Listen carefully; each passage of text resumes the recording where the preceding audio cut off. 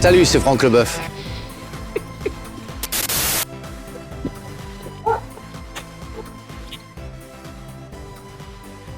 Maintenant qu'on est installé, on commence par quoi? Positif ou négatif? Ah, je pense qu'on peut aller sur un peu de positif quand même. Allez, on commence par le positif. Bon, si vous voyez derrière, pas si vous voyez bien, mais il y a une nouvelle déco sur la caisse. Il y a un petit rond, et sur ce rond-là, il y a marqué 23e montée historique de l'UCRAM et Père à Cave.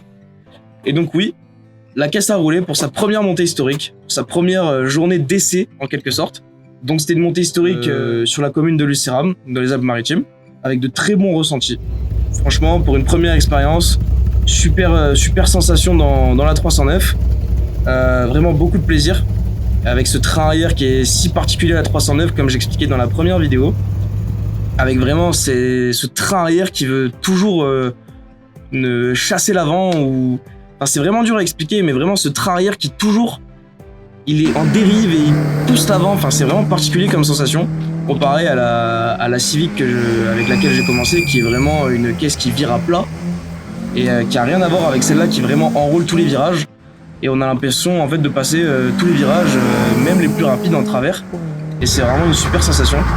L'organisation de cette montée historique était vraiment très bien faite. Donc l'Automobile Club de Nice a organisé cet événement, avec des commissaires et même l'organisation en général qui était vraiment très sympa, avec une bonne ambiance avec les autres participants.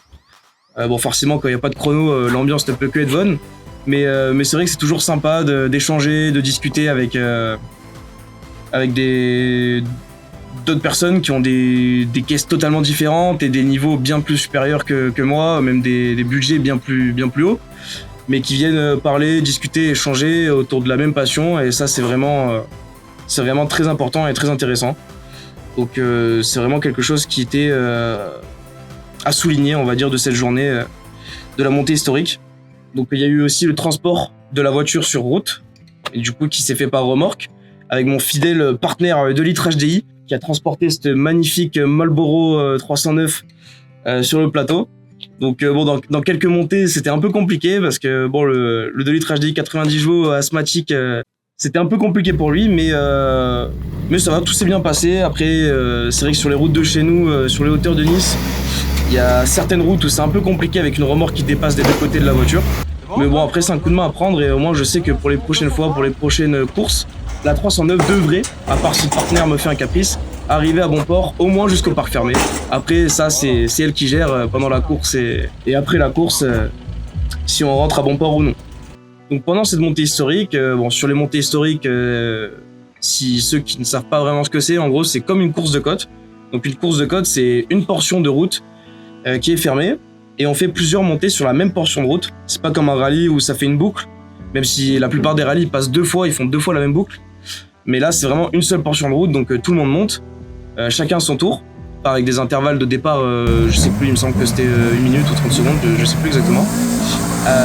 Donc tout le monde s'attend en haut, et puis une fois que le dernier est arrivé en haut, tout le monde redescend en liaison, donc tout le monde redescend à la file indienne, doucement, donc en se suivant doucement, et après tout le monde remonte chacun son tour à fond. Enfin à fond, voilà. Après, montée historique, c'est pas une course de côte, il n'y a pas de chrono. Donc c'est une démonstration de véhicules historiques. Bon, la plupart des gens ont quand même assez bien roulé, et c'était vraiment sympa à voir. Et le ressenti, moi personnellement dans la voiture, ainsi que ceux des passagers, de ce que j'ai entendu, c'est vraiment de très bonnes sensations. De toute façon, dans ce genre de vieilles voitures, on ressent vraiment toute la route. Il y a aucun confort. Le moindre bosse, on la sent, le moindre virage, on sent quand la caisse elle décroche un peu, quand l'arrière il bouge, quand l'avant il bouge, on sent tout. Et c'est vraiment ça qui fait le plaisir qu'on a au volant de ces vieilles caisses. Ceux qui comprennent pas, il faut vraiment essayer, et après peut-être que vous comprendrez un jour pourquoi on aime autant les vieilles charrettes. Bon, bien sûr, pour une première journée d'essai avec cette magnifique 309, évidemment ça s'est pas passé sans problème. Il y a eu des petits soucis. Bon, rien de très grave, rien de vraiment cassé. Le renvoi d'angle sur la tringlerie de boîte qui a sauté, ce qui a fait que j'avais un débattement sur la boîte qui était vraiment énorme, donc plus possible de passer les vitesses.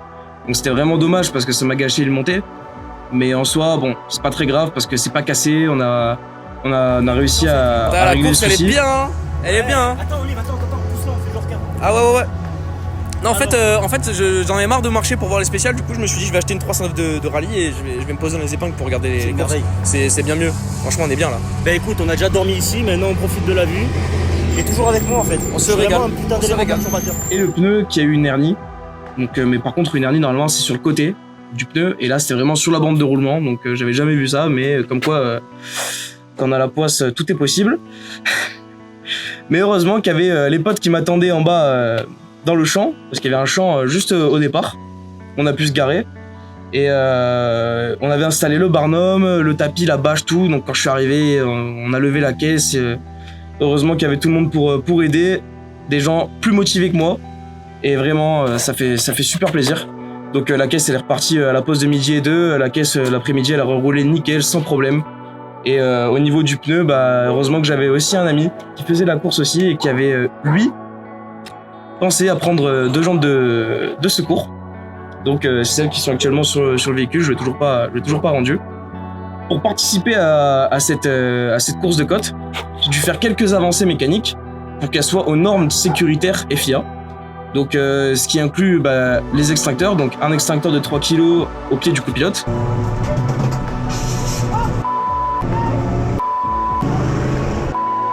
Et un extincteur automatique qui est situé derrière le siège conducteur et qui va en fait envoyer de la poudre au niveau du capot moteur, donc dans le moteur, et dans l'habitacle.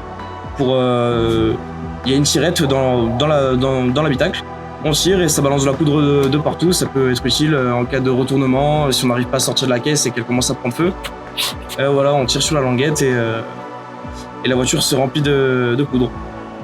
Donc ça c'est une des premières avancées sécuritaires que j'ai dû faire. J'en avais déjà, mais il y a des dates de péremption, donc j'ai dû tout changer. Ce qui m'a coûté un peu cher. Qu'est-ce que j'ai dû changer ? La batterie. Car oui, sur les véhicules de rallye, on peut mettre la batterie à l'arrière. On peut déporter la batterie à l'arrière, parce que la batterie, comme vous le savez, est souvent dans la plupart des véhicules à l'avant, au niveau du moteur. Mais on peut la mettre à l'arrière pour un souci de place ou même de poids. Sauf que lorsqu'on met la batterie à l'arrière du véhicule, on doit changer pour une batterie lithium. Donc, comme les batteries qu'il y a dans vos téléphones, tout ça, sauf que là, c'est une batterie de voiture qu'on appelle batterie sèche. En fait, c'est des batteries en lithium, qui est beaucoup plus petite. Je vous la montrerai juste après. Donc vraiment, par rapport à une batterie de voiture qui est quand même de taille conséquente, là, on a vraiment une toute petite batterie qui fournit exactement la même puissance que la grosse et qui, par contre, est 100 fois plus légère. Ce qui est quand même un atout. Bon, ça coûte aussi un bras, mais c'est nécessaire pour rouler aux normes FIA. Qu'est-ce qui a dû être fait d'autre ? L'équipement pilote. L'équipement pilote, effectivement. Merci. J'ai dû investir dans tout ce qui est chaussures, combinaisons, casques, anses, gants, cagoules, caleçons, t-shirt. Parce que normalement, la montée historique était sous couvert de la FIA, sauf qu'au final, on m'a appelé une semaine pour me dire que un pantalon et un pull et un casque de moto, ça suffisait, alors que j'avais tout acheté. Mais c'est pas grave, au moins c'est fait, et les sous sont partis, se sont envolés très loin. Mais au moins ça c'est coffré, parce que là c'est pareil pour tout ce qui est casque, combi, gants, enfin un peu tout le matos pilote. Il y a des dates de péremption, donc avec des normes FIA.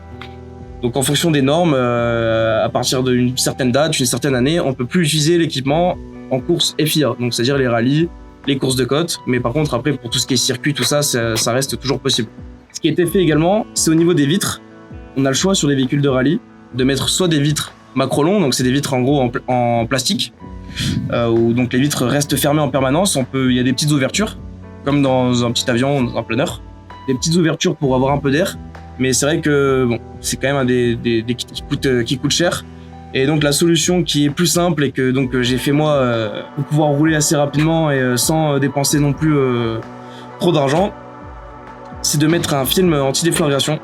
Donc c'est un film qui se met sur les vitres d'origine et qui va permettre d'éviter en cas de choc que des bouts de verre viennent entailler notre visage ou le corps ou peu importe. Et donc ça c'est quand même assez important au niveau sécurité et donc c'est imposé également pour pouvoir participer à ce genre d'événement. Bon, niveau mécanique, on a parlé de ce qui a été fait pour participer à cette course. mais il y a aussi des choses que j'ai ressenties au volant, des choses que je dois régler. Effectivement, j'ai senti que mon train avant était un peu flou, qu'il y avait des mouvements parasites qui ne devraient pas y être.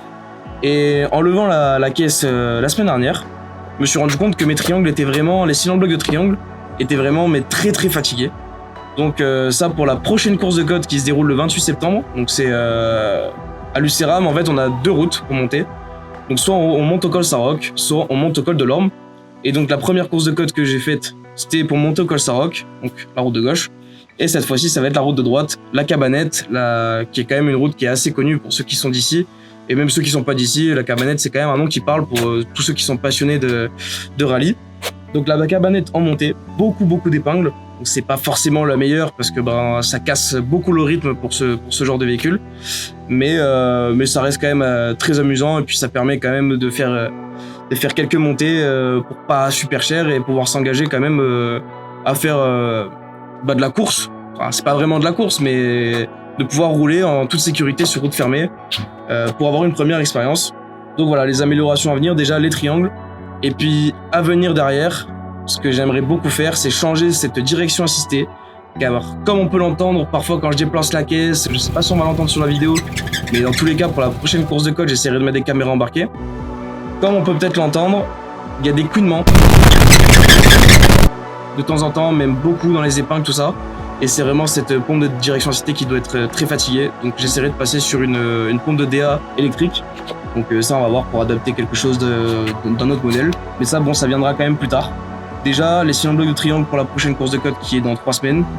Au moment où je tourne cette vidéo, donc sûrement qu'on la sortira après. Comme ça on essaiera de mettre des vidéos, on en sortira une deuxième fois, on verra comment on fait. Peut-être qu'on sort déjà celle-là et on verra pour mettre une vidéo de la course de côte embarquée ou un petit vlog ou je sais pas trop encore quelle forme à faire. À voir parce que pour l'instant c'est que ma deuxième vidéo sur ce compte et je sais pas encore vraiment quel format faire tout ça. Bon, j'ai vu que le premier format vous a beaucoup plu, ça m'a fait plaisir, j'ai eu beaucoup de très bons retours, même de gens qui sont pas forcément passionnés par l'automobile et franchement ça fait plaisir.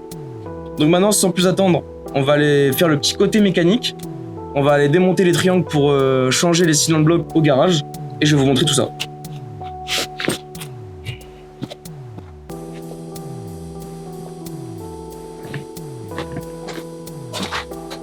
Bon, du coup on se retrouve dans la partie mécanique, donc quelques temps après avoir tourné la vidéo où je parle sur ma chaise. Donc là comme je disais tout à l'heure, on peut voir la petite batterie. Donc je vais sortir la batterie de base, comparée. Bon en gros voilà quoi, la taille, ça passe pas. Mais voilà. On peut voir les deux tailles. Et même le poids qui n'est pas du tout pareil. Donc les cosses aussi que j'ai dû changer parce que comme on peut voir ici, ça c'est des cosses qui sont vissées. Et là c'est des cosses où on vient serrer autour. C'est pas du tout le même type de cosse. Tac. Comme ça.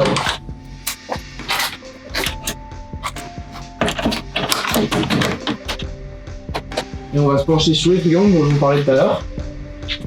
Donc j'ai commencé un peu à faire le taf, donc on peut voir que bon, c'est une installation un peu digne d'un garage professionnel. Mais voilà, là on est sur le triangle, donc c'est celui-là qui a changé.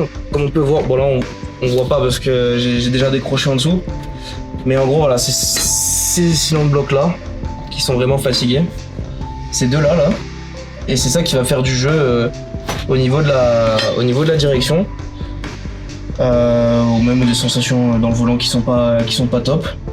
Donc voilà, on va mettre ça en Powerflex en Black Series, donc des cylindres blocs avec un plastique qui est beaucoup plus dur que ceux d'origine. Donc ce qui est censé renforcer un peu et d'avoir une meilleure sensation au volant.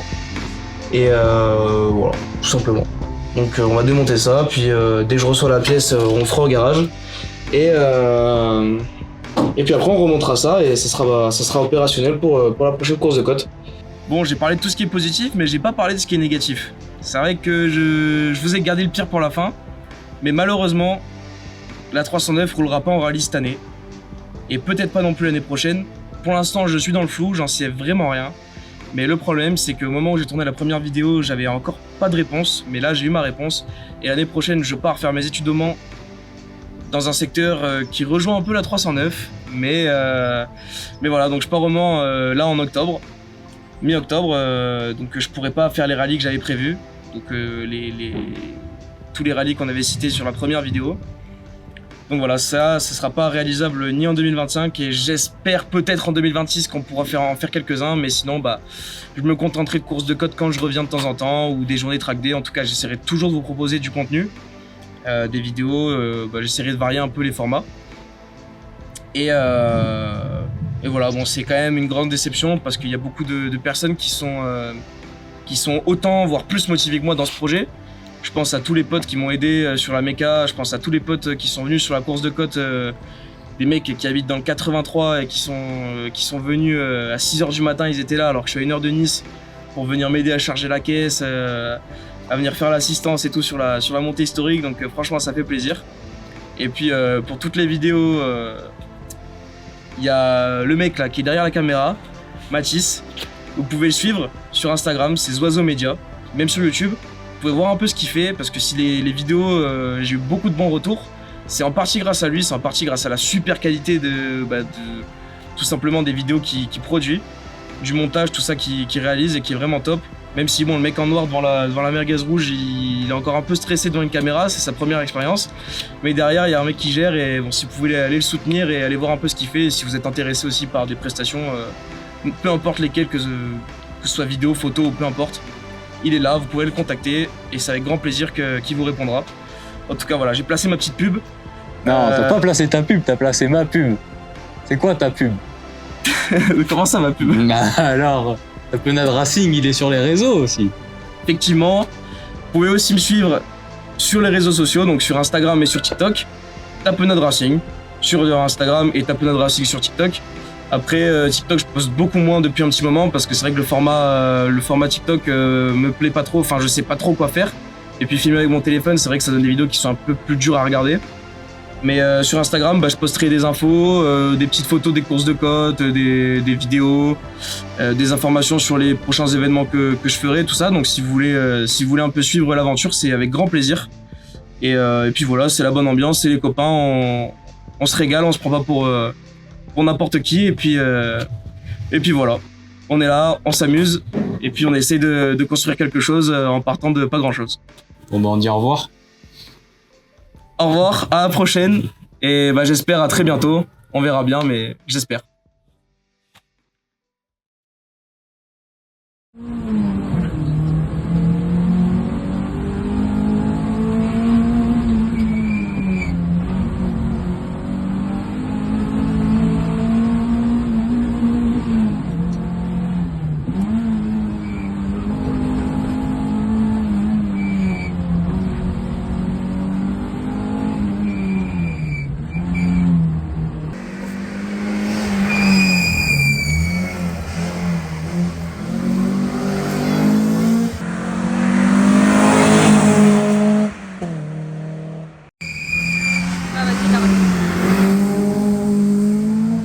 Vas-y, montrez vos culs là.